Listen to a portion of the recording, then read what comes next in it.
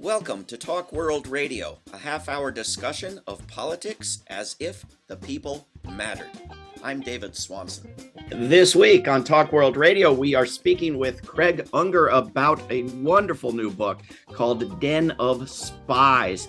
Craig Unger is the New York Times bestselling author of 6 books on the Republican Party's assault on democracy, including House of Bush, House of Saud, House of Trump, House of Putin, and now Den of Spies, a real-life political thriller about how master spy William Casey put together a treasonous covert operation in 1980 that hijacked American foreign policy and stole the election for Ronald Reagan and George H.W. Bush. Craig Unger, welcome to Talk World Radio. Thanks for having me. Thanks for coming on. Thanks for writing this book. I think it's sort of doubly a valuable book because it's the evidence that Casey and gang got Iran weapons and persuaded Iran to keep U.S. hostages longer so Jimmy Carter would lose and Reagan would win. But it's also the account of how difficult it was to get that evidence and to get media outlets to tell the truth. Why did you decide to tell it this way rather than just laying out the case? Right. I've done 6 books now on the Republican Party's assault on democracy. And this was different in that it was personal. And it was personal because reluctantly, I was sort of a character in it. I was trying to unravel this back in 1991. To me, it's a great spy story. At the time, Elliot Richardson, who'd been Attorney General of the United States, told me this was much bigger than Watergate, a scandal that was much bigger than Watergate. It was arguably an act of treason. The Republicans were not in power at the time, and they made a secret alliance with the militant mullahs of Iran, in which they not only illegally sent weapons to Iran, which was considered horrific at the time, because Iran was an enemy that held America. It was a hostile foreign power that held Americans as hostage. But in return for those weapons, the Republicans made a deal saying, don't release the hostages, prolong their incarceration until after the election. That way Reagan will win and we'll be nice to you after the election.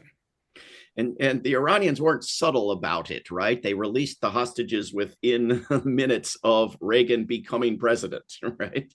Right. The Onion magazine, the satirical magazine, actually did a book looking back on the 20th century.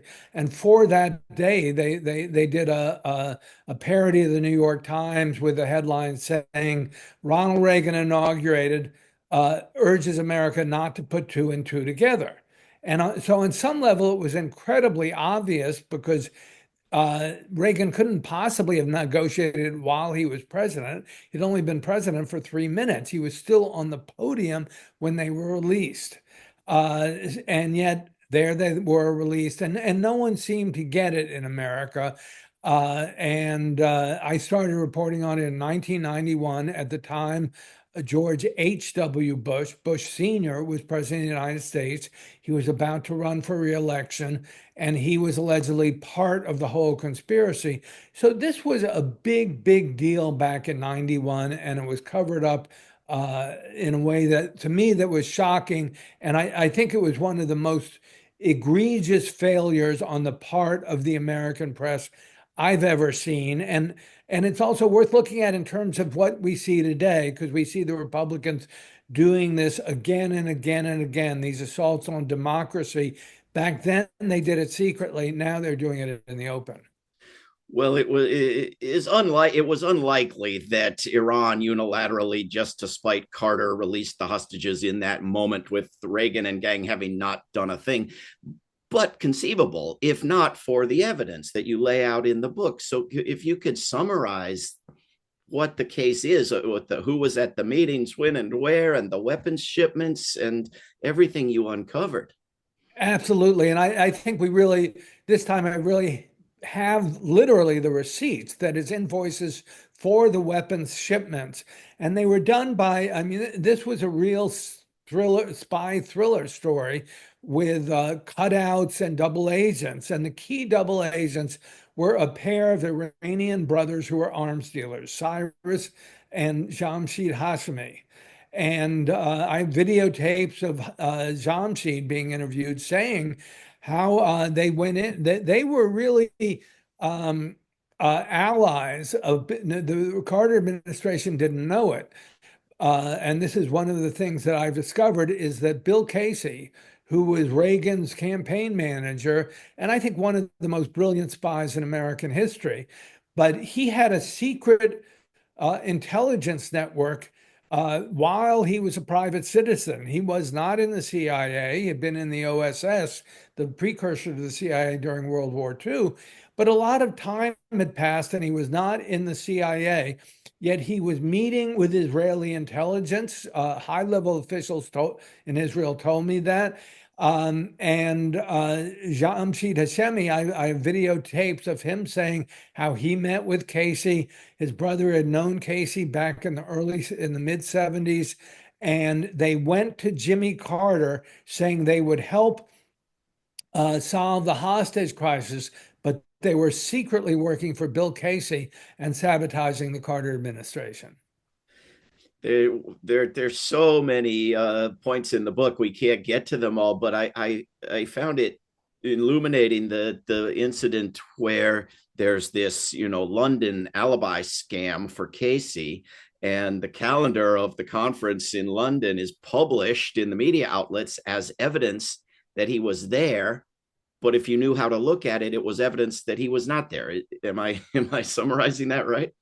Absolutely. It was shocking to me going through this. At the time, I was with Newsweek, and I think your younger listeners may not realize, but this is 30 years ago, and the old media had real power back then. I mean, Time and Newsweek, the three TV networks, ABC, NBC, and CBS, shaped and the New York Times and Washington Post. They shaped the national conversation. So I was, relatively speaking, well positioned to really expose this story. And we had evidence in terms of attendance sheets that were supposedly Casey's alibi. But if you looked at them closely, and you didn't have to look at them that closely, the markings on the attendance sheet were made in ink if he attended, but in lightly penciled in if they were supposed to attend. And that was the case for William Casey. I talked to the man who took the attendance sheets in London, and this was a phony alibi. And what we encountered again and again and again was disinformation and phony alibis that were repeatedly surfaced to discredit reporters like me. It seems like it often happens. I'm thinking of the case of Gary Webb and CIA drug dealing, that these big media outlets will take a story seriously and report it responsibly, and then somebody will flip a switch and they'll all declare that it's bogus, it's been debunked, it's been disproven, this is a story for wackos, we aren't going to cover it henceforth. Why does that happen? Well, that was precisely what happened in this case. And Newsweek actually did three consecutive stories saying it didn't happen, it didn't happen, it didn't happen. And if you know news, news is about things happening. When something doesn't happen, you don't necessarily write a story about it. And the reason for the Swiss, why did Newsweek do a 180? And they weren't the only ones. The New Republic and a lot of organs of the so-called liberal press did this. And I think there were two factors in it. One was there was a lot of disinformation coming from Israel. And I've been attacked for saying this a lot, but when you look at the October surprise, you see Israel, which is supposedly an ally of the United States, they have secretly allied with the Republicans and with the militant Islamic fundamentalists in Iran to sabotage an American presidential election. And an ally like Israel is not supposed to do that. That's an attack on our sovereignty. So there was a lot of disinformation coming into reporters about that. What I was reporting was taboo, and they were not going to allow it to surface. And the other part of it is, I think, what is known as access journalism. And that happens a lot with the Washington Press Corps, who wants to cozy up to the great powers that be in Washington and get a steady supply of stories from powerful, well-known people, whether it's Henry Kissinger or Bill Casey or key people in the Reagan administration. And that was going on as well. And I think it's really hard to fight that when you're doing investigative reporting. It, and not only are you doing reporting on professional liars, which has to be one of the hardest types of reporting, but a lot of the evidence you found and that Bob Perry found on this story came from the investigations Congress did, but didn't follow through on, didn't make public, evidence they buried in their files, right? So this wasn't just a media job. This was a congressional cover-up. Right. I absolutely. I have to salute my late colleague, Bob Perry, who did enormous, who made more, he was absolutely relentless on this, and he made more progress on this story than anyone, including myself. And one of the great things he did is he went into the bowels of Congress, literally these abandoned rooms, an abandoned ladies' room in the Rayburn office building in Washington. And he found cardboard boxes full of documents that a congressional investigation had discovered. And some of them really, really were probative. Among them, Congress had reached out to the KGB in Russia and said, do you have any information on the October surprise? And believe it or not, Russia responded with a 6-page report, and they buried it. And Bob Perry found it in boxes that had been hidden from the public. They were left in an abandoned ladies' room under the tampon dispenser. And Bob rescued those files. And Bob died several years ago. And when he died, his wife gave me those documents. And some of them are just amazing because, and I think Bob didn't get to them all, but they did include literally the receipts of arms deals from the Hashemi brothers that ended up in the office of the president of Iran. And they were very much part of the October surprise. This thing took you many years. It wasn't exactly the ideal career path in US media. Imagine if not just you and Bob and 3 other people, but all the major media outlets and the congressional committees had done it quickly and thoroughly and publicized the results. What difference would it have made? I think it could have made enormous difference, and it was coming up for the 1992 election. As it was, Bill Clinton won, so it probably wouldn't have made a difference there. But I think that we have to know our history. I mean, it's the oldest cliche in the book that those who forget history are condemned to repeat it. And in this case, I think you see the degrading of the American press force over time up until today, when it's where the media is incredibly weak. When I started out in journalism, these were the days of Watergate, the Pentagon Papers, the My Lai massacre. There were times when one huge investigative story could change the course of history. And a lot of these stories are stories we remember 50 years later, whereas everyone sort of forgot the October surprise. And I think you see today, the press is weaker than ever before. The Washington Post and New York Times are shadows of themselves. I think the mainstream newscasts of the CBS, NBC really don't affect they don't move the needle. And you're able to do stories that Donald Trump is a felon 34 times over. He's a rapist, an adjudicated rapist. And people yawn, and it doesn't really change things. And that's where we are today. And it's especially disturbing as the new administration takes place. And I think we're living through a coup d'etat as we speak. Of course, Reagan was a film actor, which is sort of what Trump is. And the story was sort of put out that anything bad that happened under Reagan, he didn't know about it. He was too incompetent to have even understood it. And William Casey mumbled so badly, nobody knew what he was saying anyway. But isn't there a precedent because he's responsible for what anything his subordinates do, whether he knows about it or not? Well, that was Harry Truman's old slogan was the buck stops here. And Reagan always had deniability, and I think Casey very cleverly built that in. Casey, his nickname was Mumbles, and no one could understand what he's saying, as you mentioned. I mean, he's a wonderful character. I say he's sort of a cross between James Bond and Mr. Magoo.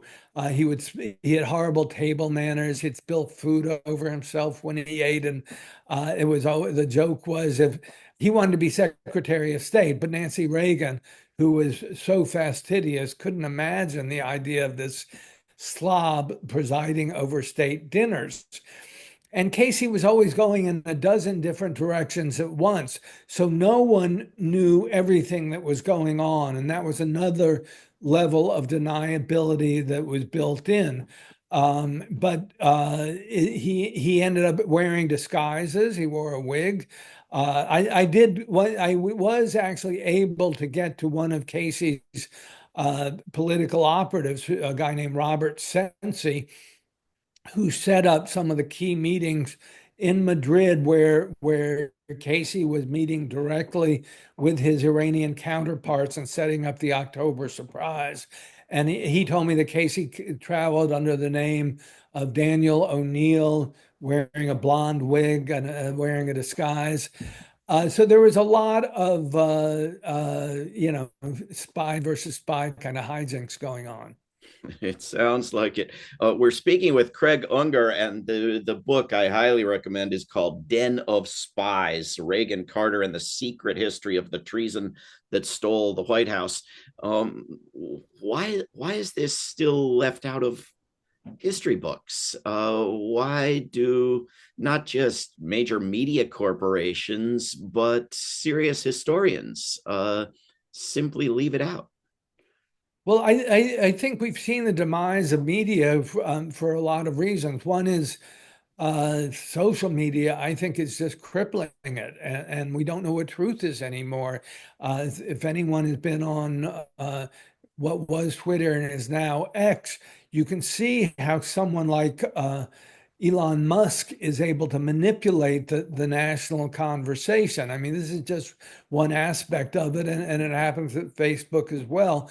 But I've been sort of, they're calling it shadow banned on Twitter, where I built up a significant following. But if if I tweet something or post something that's critical of Trump, I used to get 600,000, 800,000 page views.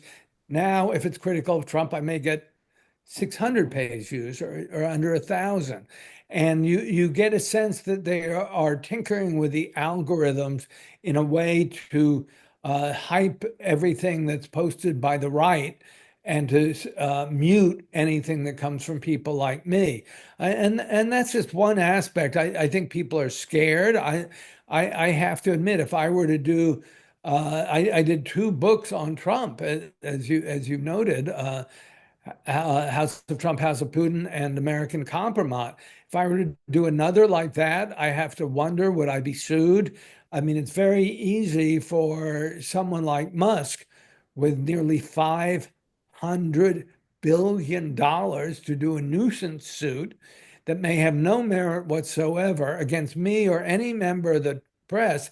And suddenly you have to hire lawyers, you're tied up in court for 5 or 6 years. You may lose your home, and that has a horrible chilling effect on the press.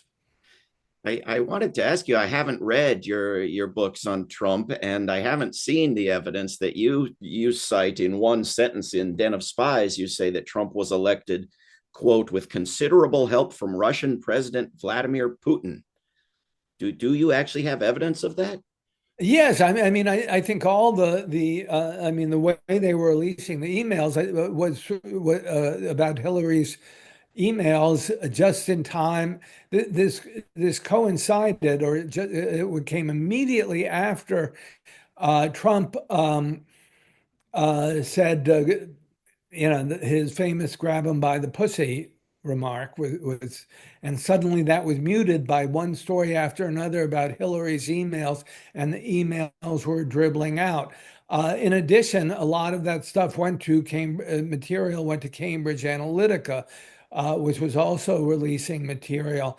And what I write about principally in uh, House of Trump is Trump's reliance on the Russian mafia and how they saved him and how he made millions. Trump had 6 bankruptcies, but he came back into some amount of money by laundering money for the Russian mafia through Trump real estate. And more specifically, in 1984, a guy named David Bogadin, who, according to FBI files, was in the Russian mafia, went into Trump Tower, met with Trump, put down $6 million in cash, and said he would take 5 condos. And presto, he's able to, when he sells those condos, he's able to attribute the money to real estate transactions, and the money has in effect been laundered. And I found 13 people affiliated with the Russian mafia who were either living in Trump Tower or owned properties in other Trump buildings who were doing this. So this was an ongoing proposition for Trump, and it was a way to make a lot of money. He later the guy has corrupt dealings around the world with Russians, Americans, Canadians, French, everywhere. Absolutely. How did any of it get him elected? And you didn't mention Vladimir Putin. Well, the Russian mafia is an offshoot of Russian intelligence. It works hand in hand with them, and I go into in this great detail in the book.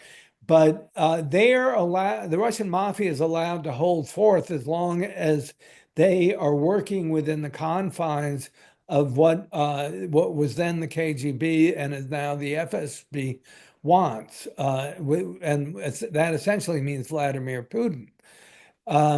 So. Well, it seems like a couple of big leaps there, one to get to Putin and one to get to changing the election results. But I'll read the book and then and see what it tells me. But I wonder what you think of the stories now under Trump. Everybody at the CIA is being, fired or offered a buyout. We see this parallel to Jimmy Carter having fired people at the CIA, and they went about their business anyway and set up a new organization. And you may see parallels to Kennedy firing people at the CIA, which at least the majority of the US public thinks led to something pretty bad. Well, I'm actually seeing parallels with what Vladimir Putin did, which is the way they worked hand in glove with the Russian mafia. And again, this is what I write about in House of Trump, House of Putin, is there's a man named Simeon Mogilevich who is a multi-billionaire Russian mobster. And he was directing the Russian mafia. And I mentioned earlier a guy named David Bogadin, who was one of Mogilevich's lieutenants. And that was the direct link to the Russian mafia, because Bogadin bought a lot of Trump real estate. So that's an important part of it. It seems like much of the US public, it's not doing them any good. They're not getting active and strategically changing the world, but a lot of people are aware of a lot of Trump's misdeeds. Not so much the October surprise. Is there any polling? Does the US public have any idea that this even happened? I think mostly no. There are historians like Douglas Brinkley, Kai Bird, and a number of others who acknowledge that it happened. And Jonathan Alter in his biography and Kai Bird in his biography of Carter both acknowledged that it happened, and they revealed, Kai Bird revealed some stuff that had not been revealed before about it. So I think serious historians have started to take it seriously, but Our media system, I think, is broken down in the United States. It's become so atomized and siloed that people never get out of their silo. And as I say, I've written 6 books about Republican misdeeds, but I don't think they ever really cross over into the other world. 3 of them have been bestsellers, but it's within the confines of the more literate liberal audience, and it's very, very, very hard to cross over. Fox News is not going to have me on TV, nor will the Oath Keepers or Joe Rogan or any of those. It would be nice if there were serious and civil debates on U.S. television, as to some extent there were many years ago. Absolutely. I mean, I think that's one of the lessons of Den of Spies is you start to see the end of the national conversation as the product of civil discourse, and in which we share the same facts. When I started in journalism, it was during the Vietnam War, but when the Pentagon Papers came out, we shared the same facts. And CBS and New York Times and all that were taken seriously as distributing reality. That's no longer the truth. They cry fake news, and we never sort of penetrate into the other half of the country. We've got just a couple minutes left. There was evidence in your book, perhaps not conclusive, that there were other sabotage efforts of peace in the Middle East and of Carter's military rescue attempt as well. Do you think that was sabotaged? Right. I think it's quite possible, but again, I don't think the evidence is conclusive on that. I think it is conclusive about the October surprise, but by April of 1980, Carter had been negotiating or trying to negotiate with Iran for 4 or 5 months. He'd been getting nowhere. The hostages, there was no sign the hostages were going to be released. And he said it was time to take some military action. And this was, he sent a mission where the aircraft carrier, the Nimitz, Admiral Nimitz, had 8 choppers and several cargo planes on, and they went to the coast of Iran, and they were going to rescue the hostages. But 3 of the 8 helicopters crashed, and it was a tragic operation in which 8 Americans were killed. There were a lot of evidence that this very secret mission, evidence about it leaked out from some of Carter's enemies who had been in American intelligence, and there were reports about it in various newspapers all over the world, really. And the reasons behind the sabotage were never clearly, definitively addressed. So we don't know the answer to that definitively. To be determined. I highly recommend looking at all the evidence in this book, Den of Spies, Reagan, Carter, and the Secret History of the Treason That Stole the White House by Craig Unger. Craig, thank you for writing your books and for coming on Talk World Radio. Well, thanks for having me, David. I appreciate it. This is Talk World Radio. I'm David Swanson. Take action at rootsaction.org. Help end war at worldbeyondwar.org. Read or listen to today's Peace Almanac entry at peacealmanac.org. All past shows can be heard at talkworldradio.org. Talk World Radio is produced in Charlottesville, Virginia, and syndicated by Pacifica Network. There is no way to peace. Peace is the way.